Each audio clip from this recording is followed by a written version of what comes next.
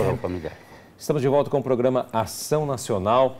E olha, nessa semana aqui, Pró-Vida, nós estamos falando sobre a ideologia de gênero. Eu converso com o vereador Douglas Medeiros e também o médico ginecologista doutor Eurico Alonso Malagodi.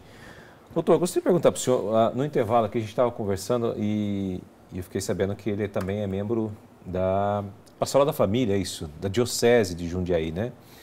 A nível diocesano, né? Agora uma pergunta para o senhor, como fazer aí para conscientizar os nossos filhos sobre essa inversão de valores? Como é que eu vou abordar? Como é que eu vou falar para o meu filho? Porque se ele chega na escola, alguém começa a ensinar esse tipo de coisa para ele, ele vê na internet, né? Como é que eu vou orientar?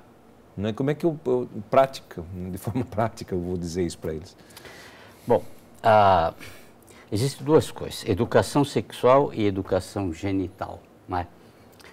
Hoje o que existe no mundo hoje é genitalidade, né? Porque segundo o Catecismo da Igreja Católica, a sexualidade, que é uma coisa muito ampla, que não se restringe só ao ato genital conjugal, né? Assim, dentro do sacramento do matrimônio, ela é muito mais ampla, a sexualidade sempre uma manifestação de amor, né? Amor verdadeiro, não amor de novelas, mas o amor de... chega ao ponto de dar a vida pelo outro, ser dom para o outro, né? Ela é, no seu aspecto unitivo, ela é manifestada através do toque. Desde quando o bebê nasce e começa a ser amamentado, já pelo toque ele vai se sentir amado e ele vai aprendendo a amar, depois ele vai manifestar esse amor também através do toque para outras pessoas. Então, a sexualidade começa desde que nós nascemos e termina quando nós deixamos esse mundo.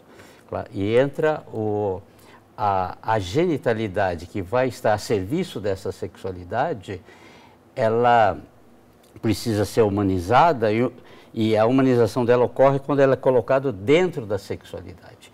Então, na família, o que acontece? A criança vai aprender a amar e a tocar. Tocar, né, como manifestação de amor. A questão da genitalidade são informações, né, que vão sendo dadas à medida que a criança cresce, mas dentro daquele contexto de um dia manifestar amor ao outro através da genitalidade, que vai ser lá no ato genital conjugal dentro do sacramento do matrimônio, que é a nossa visão dentro que aprendemos com Nosso Senhor Jesus Cristo. É muito difícil você isolar. Se uma pessoa não tem amor, não foi formada para o amor, a genitalidade vai ser sempre desumanizada. Ela aprende as técnicas, tudo, mas ela vai usar sempre para obter o prazer dela. E no caso do homem, ele sempre vai usar a mulher como objeto, tá? Sempre. Então, e esta formação só é possível dentro de uma família organizada, uma família que é ligada pelo amor, onde o pai dá a vida pela mãe, a mãe dá a vida pelo pai, e a criança cresce aprendendo a amar, né? E aí vem inclusive a ideia de Deus, para as primeiras ideias de Deus, Deus amor, porque eu aprendi que é o amor com meu pai e com a minha mãe. O respeito. O respeito, né? E aí fica, à medida que isto vai acontecendo, ela vai recebendo as informações conforme a idade dela. E aí, quando chega naquele momento da puberdade, ela já teve todas as informações, ela vai saber o que é a genitalidade, para que serve a genitalidade, né? As vantagens dela se preservar essa genitalidade, né? A mulher preservar a vagina dela para um único homem, que vai ser o homem da vida dela, o pai dos filhos dela. O homem da mesma forma, ter o mesmo pensamento, né? Não tem outra forma. Se a gente desagrega todos esses conteúdos da família, a escola da educação, entre aspas, na realidade é deseducação genital. O governo, deseducação genital. A mídia, deseducação genital. Então, e um dos problemas hoje é como eu isolar meus filhos da mídia, do governo e da escola. Esse é o grande problema hoje, que algumas famílias estão enfrentando, tá? Nos Estados Unidos já existe já milhões de casais que escolarizam os filhos em casa, para evitar toda essa interferência malévola do meio exterior, que vem da escola, infelizmente da escola, da mídia, da internet. Hoje as coisas são muito mais sérias do que 30 anos atrás, né?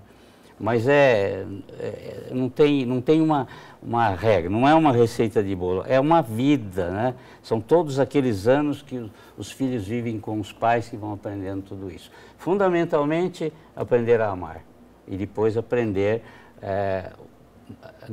como ele vai usar os órgãos genitais dele para exercer esse amor lá no momento certo, com a pessoa certa, na hora certa. Isso tudo está no seu livro aqui? Posso mostrar, pessoal? Aqui? Olha, gente, tem um livro aqui que a gente vai mostrar para vocês. Olha aí. Mulher, o último elo, a sexualidade e a trilogia do corpo, né? Do doutor aqui, Malagodi. Está aqui nesse livro? Tá. Quem quiser esse livro aqui, como é que faz?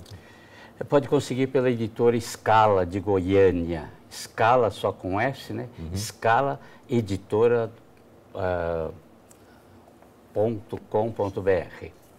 Que bom. E isso que o doutor está falando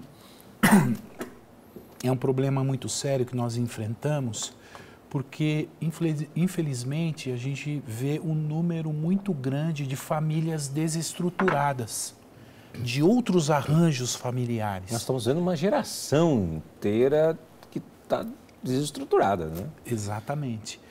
Então, é um problema sério, porque para que nós tenhamos a condição de viver essa educação plena, referencial, como o doutor mencionou agora, nós precisamos que o filho ele tenha a referência do pai e a referência da mãe, para que ele possa desenvolver saudavelmente, né, todas as suas potencialidades e, de fato, ele compreender ali por ressonância como que é o comportamento do pai, como que é o comportamento da mãe. Então, isso é muito importante. E nós vemos aí, é claro, eu acredito que dentro de todas as nossas famílias nós temos situações, né, de mães solteiras, de pais separados e que, infelizmente, nós temos que lidar com essa situação da melhor maneira possível,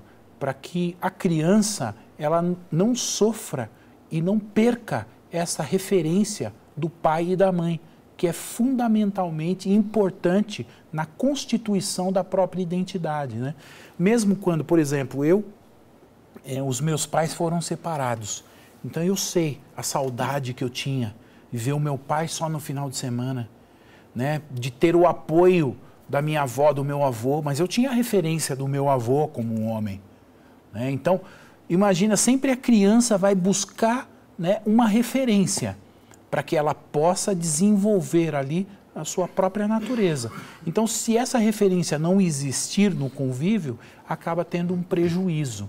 Então, é bem complexo mesmo essa situação, né, e nós precisamos refletir, né, sobretudo, como que a família vai enfrentar, como que nós devemos enfrentar tudo isso para que a criança não sofra. E tem essa ideia da sexualidade, né, doutor? O senhor estava falando aqui. Ela está muito, assim, exposta hoje, né, na mídia que o senhor falou, e não só na mídia, mas nas músicas também que a gente vê, né? Que é uma sexualidade de uma forma bem aberrante mesmo, podemos dizer assim, né? A questão quando nós temos uma verdadeira família bem estruturada, onde o pai dá a vida pela mãe, a mãe dá a vida pelo pai, e o filho, o menino, tem o modelo do pai, um pai fantástico, que para ele é um semideus aqui na Terra, a menina tem a figura da mãe, e eles crescem vendo esse amor que brota da relação do pai com a mãe. Essas crianças não vão ter dúvida nenhuma quanto à identidade genital. Nunca em momento nenhum da vida dela. Porque tudo leva um menino a procurar imitar o pai, tudo leva a menina a procurar imitar a mãe. E como são exemplos perfeitos de pai e de mãe, isto estimula esse desenvolvimento. Ele já tem todo o equipamento que ele precisa para ser um homem e tem um modelo de um pai fantástico com quem ele convive. Jamais alguém, né, nem por decreto, nem por nada, vai conseguir mudar a cabeça dessa criança. Querer transformar esse menino numa menina e aquela menina num menino. Mas isso tudo que a gente está discutindo aqui, muitas vezes a pessoa pode estar falando assim, ah, mas vocês são muito cafona, vamos dizer assim, para falar bem a linguajar popular. Ah, isso aí é coisa do passado, vocês estão discutindo coisas aí que já foi, né? Estamos no século XXI, né? Poxa vida, tem que mudar essa mentalidade. E aí, gente, como é que a gente responde isso? Em primeiro lugar, nós precisamos professar a nossa fé. E nós temos diversas passagens na Bíblia que ela é bem direta e incisiva nestas questões, né? Tanto na questão de ideologias que corrompem a mente humana e também comportamentos de pessoas de mesmo sexo. Então nós temos lá em 1 Romanos, na própria Bíblia, dizendo que as pessoas que cometerem esse tipo de atitude, desse comportamento, ela terá, de fato, a paga daquilo que ela está provocando. E que as pessoas que aplaudem esse tipo de comportamento terão também. Então, o catecismo é muito claro, a Bíblia é muito clara, a doutrina da igreja é muito clara. Nós tivemos ainda esse ano o lançamento de um documento que veio nos orientar a respeito da ideologia de gênero na educação. Então, nós temos toda a doutrina social da igreja, temos o magistério da igreja, né? Então, aqui não tem como nós querermos agradar a dois senhores. Nós precisamos nos posicionar, nós somos católicos, apostólicos romanos. Então, nós acreditamos naquilo que está na Bíblia, naquilo que está no catecismo e no magistério da igreja. Nós temos toda a orientação clara acerca disso tudo. Então, não é possível nós ficarmos em cima do muro, porque apesar dessa imposição ideológica que quer nos oprimir, restringindo o nosso posicionamento, a nossa fala, né, em relação ao assunto, nós precisamos sim nos posicionar, porque é algo natural, algo que é próprio do ser humano, não é simplesmente uma ideologia. Então nós temos que tomar cuidado e procurar a orientação, né, daquilo que a igreja nos orienta acerca disso, não apenas sendo orientados como se muitas vezes nós somos acusados de radicais religiosos, mas todo o posicionamento da igreja ele é fundamentado na razão. Nós vemos a encíclica de São João Paulo II, Fides et Ratio, fé e razão. Então a igreja está fundamentada sim nesse diálogo importantíssimo entre a fé e a razão. E como o doutor disse aqui na ciência, né, que é muito importante todo esse embasamento de todo o conhecimento acumulado científico que nós adquirimos, não vai ser uma ideologia que vai mudar isso. Bom, esse é o Programação Nacional que precisa ir para um rápido intervalo e volta já.